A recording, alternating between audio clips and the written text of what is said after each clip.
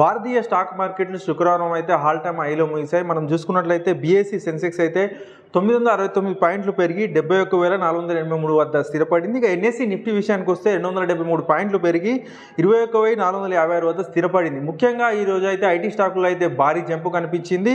మనం చూసుకున్నట్లయితే బీఎస్సీ 30 ఇండెక్స్లో HCL tech, TCS, Infosys, SBIN, tech Mahindra, Tata steel, NTPC, Wipro, power grid, JSW steel, Asian paints, L&T, Tata motors, M&M, Reliance, IndusInd bank, UltraTech cement, Bajaj finance, HDFC bank, Titan, Hindustan Unilever, Sun Pharma లాభాల్లో ముగిశాయి. ఇక axis bank, Bajaj Finserv, ICICI bank, Kotak Mahindra bank, ITC, Maruti, Bharti Airtel, Nestle India అయితే నష్టాల్లో ముగిశాయి.